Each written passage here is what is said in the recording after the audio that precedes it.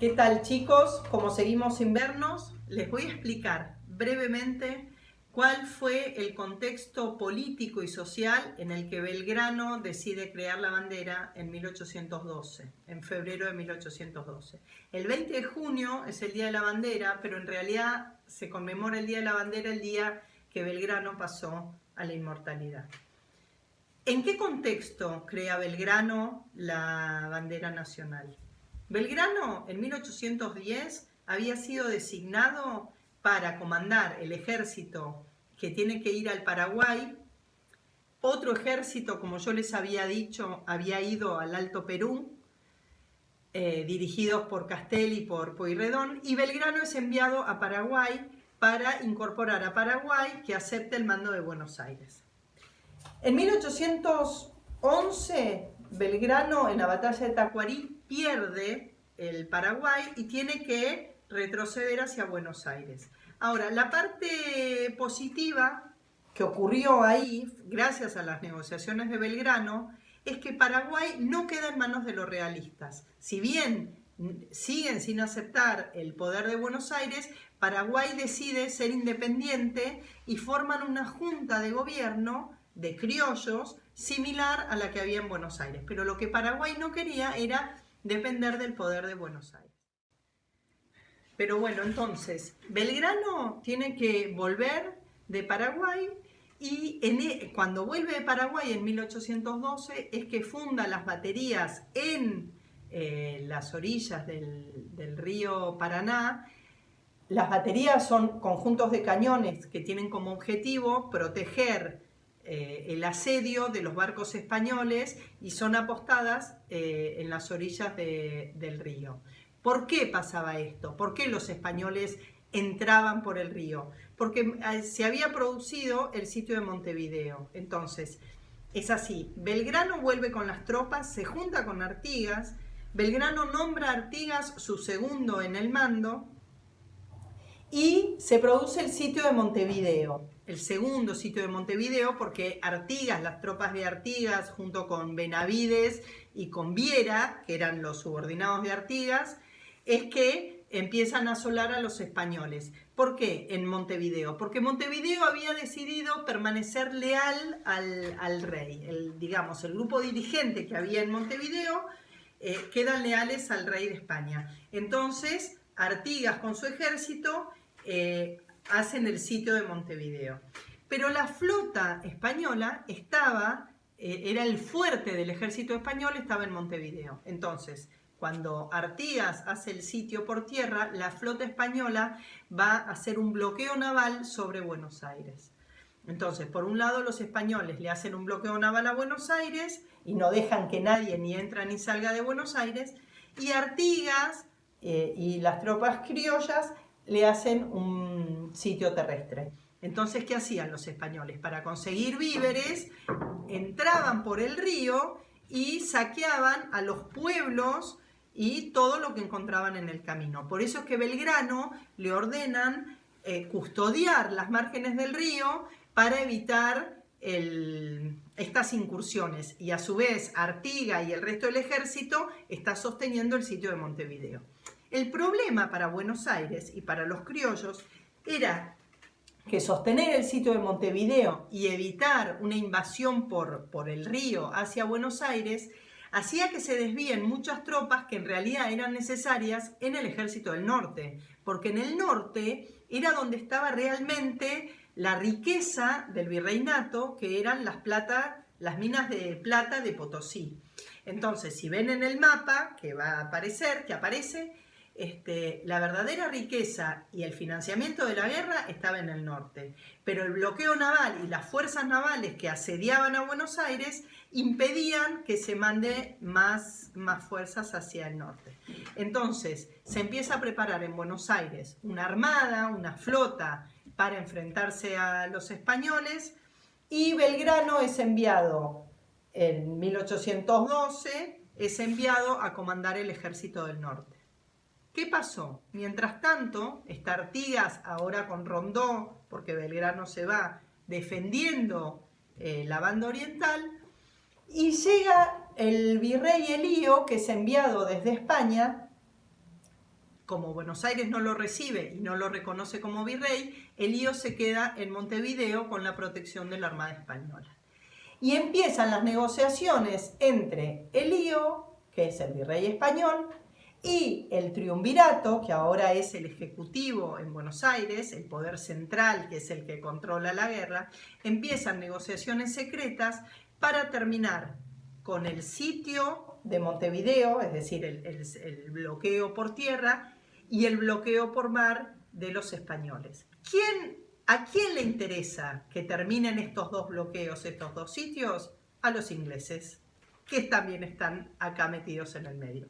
Porque el embajador inglés, que está en Río de Janeiro, va a interceder ante el virrey español y ante el triunvirato para que se levante el bloqueo naval, le pide a los españoles que levanten el bloqueo naval. ¿Por qué? ¿A quién no le convenía que el puerto de Buenos Aires esté bloqueado? A los ingleses. A los ingleses no les convenía. ¿Por qué? Porque los ingleses, como les dije en el video anterior, están en plena revolución industrial y ellos necesitan vender sus mercaderías. Entonces el embajador inglés, protegiendo a sus comerciantes, les va a pedir a los españoles que levanten el bloqueo naval. Y los españoles lo van a levantar a cambio de que se termine el sitio de Montevideo. Estas negociaciones, que son secretas, internas, entre el triunvirato, que era centralista, que ya tiene una marcada tendencia conciliadora con el virrey, es lo que provoca la ruptura de Artigas, que no quieren el levantamiento los orientales no quieren el levantamiento del sitio, y esto provoca el éxodo oriental. El éxodo oriental es cuando Artigas se va con su ejército a Entre Ríos como una forma de protesta contra Buenos Aires. Pero no se va él solo con el ejército, sino que toda la población de la banda oriental lo sigue a Artigas. Después lo que va a pasar es que Artigas rompe definitivamente con Buenos Aires y va a seguir defendiendo la banda oriental, pero ya no de los españoles, no con el sitio, porque el sitio fue levantado, sino que Artigas tiene que defender la banda oriental de los portugueses, porque los portugueses invaden en 1812 la banda oriental, aprovechando esta coyuntura en donde están los criollos, los españoles peleándose, los portugueses avanzan. Los portugueses siempre quieren avanzar sobre la banda oriental porque les conviene controlar el puerto de Montevideo. Entonces Artigas se va a tener que ocupar plenamente de la defensa del territorio de los portugueses. En 1814 Buenos Aires logra formar una escuadra, bueno, antes en 1813, pero para 1814 Brown logra terminar con el poder naval en Uruguay, porque toma Montevideo y ahí ya recuperan esa plaza. Pero entonces, volviendo a Belgrano. Belgrano es enviado al norte. Cuando llega al norte se produce, vienen presionando los españoles porque se había perdido en el Alto Perú, vienen presionando y le dan la orden a Belgrano que tiene que retroceder hasta Córdoba. Ahí se produce lo que conocemos como el éxodo jujeño, que Belgrano le pide, que es como el éxodo oriental, pero Belgrano se va con toda la población. Empiezan a retroceder hasta Tucumán, incendian todas las cosechas, se van con todas las pertenencias para dejarle a los españoles un territorio arrasado, porque los españoles también, muchas de estas incursiones eran buscando víveres para sostener el ejército, porque sostener un ejército es carísimo, hay que darle de comer a los hombres, hay que vestirlos, hay que pagarles un sueldo. Entonces lo que propone Belgrano es arrasar con las cosechas, con todo, para que los españoles se encuentren con un territorio vacío. Cuando llegan a Tucumán, Belgrano tiene la orden de seguir hasta Córdoba con todo el ejército, y los tucumanos le piden por favor que se queden a defenderlos, porque si no los españoles iban a arrasar con Tucumán. Entonces ahí Belgrano desobedece las órdenes por segunda vez, porque cuando creó la bandera, cuando la creó por cuenta propia, el triunvirato le pidió que no lo haga, pero Belgrano se enteró tarde, ya lo había hecho. Entonces acá vuelve a desobedecer Belgrano las órdenes y se enfrenta al ejército español y gana. Entonces acá, cuando asegura la plaza de Tucumán, Unos meses después avanza sobre Salta y acá con el apoyo de Güemes va también a ganar la batalla de Salta. Y ahí, cuando triunfa en la batalla de Salta, es que recupera y ya nunca más las provincias del norte van a estar bajo el poder de los realistas. Las provincias del norte van a ser sostenidas, digamos, la frontera norte va a ser sostenida por Güemes, gracias a Güemes, que evita que los españoles que siguen haciendo incursiones logren correr esa frontera. Lo que va a pasar es que tanto Güemes como Artigas van a seguir, digamos, su lucha, pero no bajo las órdenes del poder de Buenos Aires, sino que la siguen por cuenta propia.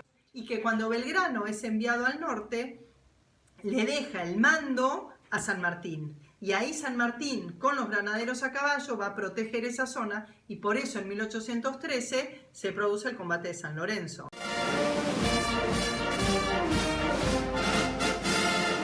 En las costas, que es cuando San Martín se esconde y cuando bajan de los barcos a saquear toda la zona, San Martín los carga con los granaderos a caballo, que es el bautismo de fuego de los granaderos, es el combate de San Lorenzo. Ese es el contexto, por eso San Martín estaba con los granaderos ahí, porque tenían que custodiar del avance de los españoles, pero sobre todo del saqueo, porque ahí no avanzaban para invadir por tierra, sino que lo que buscaban era saquear para poder sostenerse en Montevideo.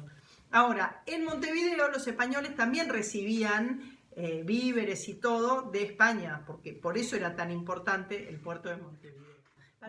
Para concluir este video, lo que quiero remarcarles es que Belgrano fue una persona que tenía cabal conciencia del bien público. Y para él, ese bien público, su objetivo era el progreso social y económico de las personas que vivían en el virreinato, antes de la Revolución de Mayo, que él formaba parte del consulado, y después de todas las personas que habitaban estos territorios. Él creía que la mejor manera que un país abandone la indigencia era fomentar la educación en todos sus niveles. Entonces, para él era importante terminar con el analfabetismo y crear escuelas de educación primaria, y le decían escuelas de primeras letras. Por eso donó los 40.000 pesos que le da la Asamblea del año 13 como retribución por los servicios prestados después de la batalla de Salta, le da 40.000 pesos y Belgrano los dona para la formación de 4 escuelas de primeras letras en el norte argentino, porque consideraba que era fundamental la educación en todos los niveles. Y también crea la Escuela de Comercio, la Escuela de Náutica, ya en un nivel superior. La Escuela de Náutica, por eso es el padre de la Prefectura Naval Argentina, porque creía que era indispensable la comunicación en los ríos interiores y que había que desarrollar la navegación fluvial para mejorar la economía de toda esa región. No quedarse solo con el comercio de Buenos Aires con Europa, sino que había que crear un mercado interno y ayudar a que todas las poblaciones y todas las comunidades desarrollen una industria local y que la puedan comerciar entre ellos. Pero bueno, entonces no nos quedemos solo con Belgrano como el creador de la bandera, sino que fue un hombre, un político, un economista, realmente un pensador, un defensor de las ideas liberales, de libertad, de igualdad y de fraternidad, que intentó permanentemente ponerlas en práctica, que escribió para que se lleve adelante eso y que recibió permanentemente la oposición de las personas que querían conservar sus privilegios, conservar sus intereses económicos, y Belgrano siempre estaba pensando más allá de los intereses propios, de los intereses privados, estaba pensando en el interés de la nación.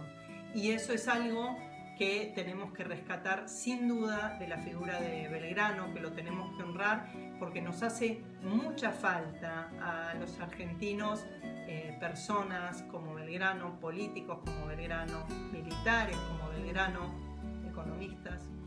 Todos tenemos que tener las virtudes que tenía Belgrano y los defectos que tenía, como cualquiera de nosotros, como cualquier ser humano, bueno, eran parte de su humanidad.